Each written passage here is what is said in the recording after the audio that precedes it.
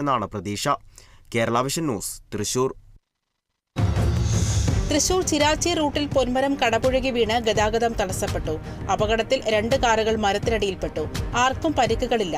Fire force എത്തി മരങ്ങൾ നീക്കം ചെയ്തു. പ്രദേശത്തെ വൈദ്യുതി പോസ്റ്റിനും കേടുപാട് സംഭവിച്ചു. മരത്തിനടിയിൽ കാർ അകപ്പെട്ടു. മലയാളത്തിലെ ക്വയർ രചനകൾ മാത്രം ഉൾപ്പെടുത്തി കേരള സാഹിത്യ അക്കാദമി പ്രസിദ്ധീകരിച്ച കേൾക്കാത്ത ശബ്ദങ്ങൾ എന്ന പുസ്തകം തൃശൂരിൽ പ്രകാശനം ചെയ്തു.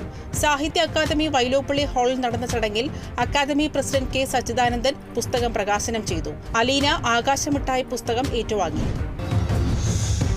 കൊല്ലം മങ്ങാട് കണ്ടച്ചിറ റോഡിൽ ബസ്സിന് മുകളിൽ മരം ഒടിഞ്ഞു വീണു. ബസ്സിലുണ്ടായിരുന്ന കുട്ടികൾ അത്ഭുതകരമായി രക്ഷപ്പെട്ടു. മങ്ങാട് ഹയർ സെക്കൻഡറി സ്കൂൾ വളപ്പിൽ നിന്ന് മരമാണ് ഒടിഞ്ഞു വീണത്.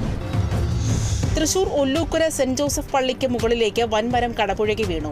പള്ളിക്ക് തൊട്ടടുത്തുള്ള സ്വകാര്യ വ്യക്തിയുടെ പറമ്പിലെ മരം പള്ളിക്ക് മുകളിൽ പതിക്കുകയായിരുന്നു. മരം അപകടാവസ്ഥയിൽ സ്ഥിതി ചെയ്യുന്നത് പള്ളി അധികാരികൾ ഉടമയെ അറിയിച്ചെങ്കിലും പരിഹാരമുണ്ടായില്ല. അപകടത്തിൽ സാരമായ നാശനഷ്ടം സംഭവിച്ചു. തൃശൂർ കൊടുങ്ങല്ലൂരിലെ ഏറിയാട് ആശ്രയ ഭവനത്തിലെ അന്തേവാസിയെ മരിച്ച നിലയിൽ കണ്ടെത്തി. മരിച്ചത് പനി ബാധിച്ച് കിടപ്പിലായ പള്ളത്ത് സ്വദേശി കനക. പോലീസ് അന്വേഷണം ആരംഭിച്ചു. എറണാകുളം നോർത്ത് പറവൂരിൽ കനത്ത മഴയിലും കാറ്റിലും വീട് തകർന്നത് പുതുശ്ശേരി സ്വദേശി ഷീബയുടെ വീട്. തിരുവനന്തപുരം വിതുര ബോണക്കാട് റോഡിൽ മരം വീണ് ഗതാഗതം തടസ്സപ്പെട്ടു.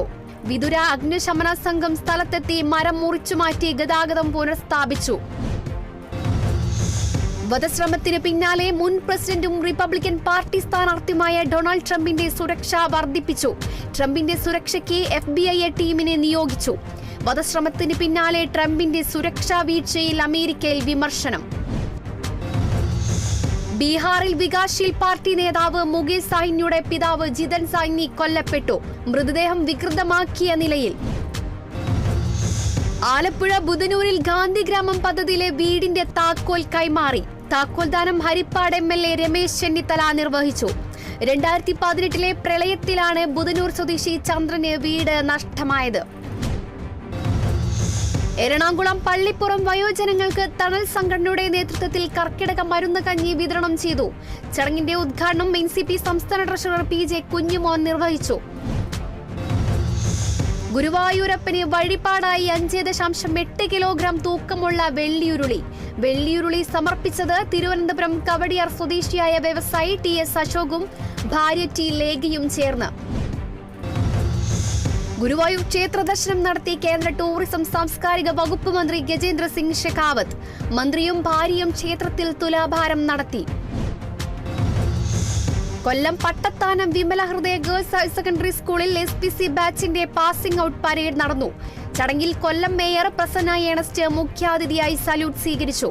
2 വർഷം പരിശീലനം പൂർത്തിയാക്കിയ 44 കുട്ടികൾക്ക് മൊമെന്റോ നൽകി ആദരിച്ചു. കൊല്ലം മലയമൺ പഞ്ചായത്തിലെ പറപ്പാടി എസ്റ്റേറ്റിൽ പുതിയതായി നിർമ്മിക്കുന്ന മാലിന്യ പ്ലാന്റിനെതിരെ ആക്ഷൻ കൗൺസിലിന്റെ നേതൃത്വത്തിൽ ചണ്ണപ്പേട്ട വില്ലേജ് ഓഫീസിലേക്ക് മാർച്ചും ധർണയും നടത്തി. പ്രതിഷേധ മാർച്ച് ആക്ഷൻ കൗൺസിൽ രക്ഷാധികാരി സുനീത് മാത്യു ഉദ്ഘാടനം ചെയ്തു.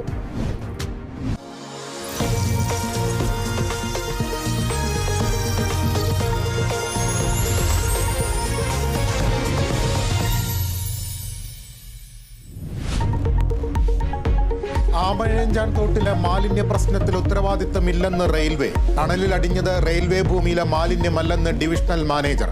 മാലിന്യ നീക്കത്തിന് അടിയന്തര യോഗം വിളിച്ച് മുഖ്യമന്ത്രി.